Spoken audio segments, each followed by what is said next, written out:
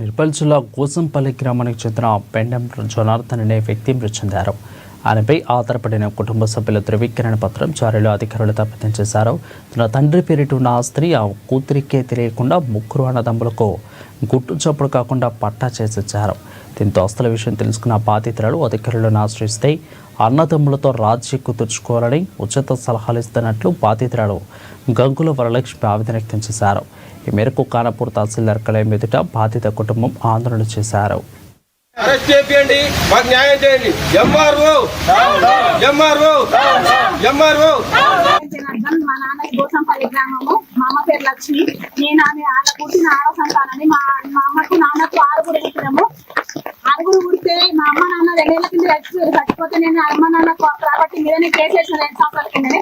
ఆ కోర్టులో కేసు అట్లనే ఆడంగా అది అట్లనే ఉండగా వీళ్ళకి అన్ని డాక్యుమెంట్లు వీళ్ళ దగ్గర దాకా రాగా అది రిటర్న్ కాపీ మా దగ్గర ఉండగా కూడా ఎంఆర్ఓ గారు ఆర్ఐ గారు వీళ్ళందరూ కలిసి ఈ దొంగ ఫ్యామిలీ మెంబర్ సర్టిఫికేట్ మేము 6 అయితే 5 దొంగ ఫ్యామిలీ మెంబర్ సర్టిఫికేట్ ఇచ్చి ఈ ఇల్లు కానీ భూమి కానీ రిజిస్ట్రేషన్ చేసేసి ఆల్రెడీ.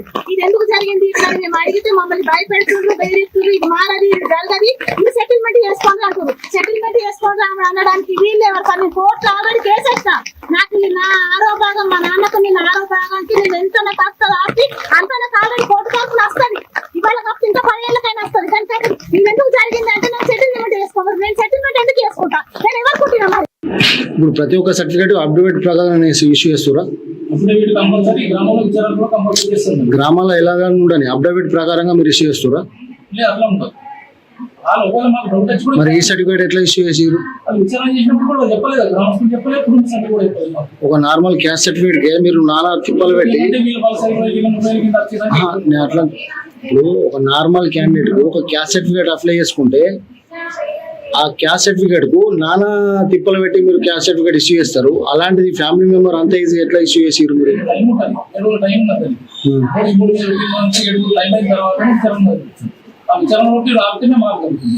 అతికేయడం జరిగింది. ఎటువంటి అబ్జెక్షన్స్ కానీ మాకు ఆఫీస్కు రాలేదు. తద్వారా మళ్ళా స్లాట్ బుక్ అయింది. వీళ్ళ రిజిస్ట్రేషన్ కూడా ముగ్గురు అన్నదమ్ముల పేర్ల మీద 16 గుంటలు చేయడం జరిగింది. అప్పుడు కూడా ఈ వరలక్ష్మి వచ్చేసి మరి నేను ఫ్యామిలీ మెంబరు నాకు కూడా రిజిస్ట్రేషన్ కావాలనేసి ఎటువంటి అబ్జెక్షన్స్ కానీ ఏమీ చేయాలి. వీళ్ళ ఫ్యామిలీ మెంబరు వీళ్ళ బ్రదర్స్ వచ్చి కూడా ఈ ఉంది మేడం అనేసి చెప్పడం కానీ ఏమీ జరగలేదు. కాబట్టి ఫ్యామిలీ మెంబర్ ఇష్యూ అయింది. ప్లేస్ రిజిస్ట్రేషన్ కూడా అయిపోయింది. కోర్టుకి సంబంధించిన మాటలపై ఎటువంటి తర్వాత వీళ్ళని అప్లికేషన్ పెట్టిన దాంట్లో మెన్షన్ చేస్తున్నారు.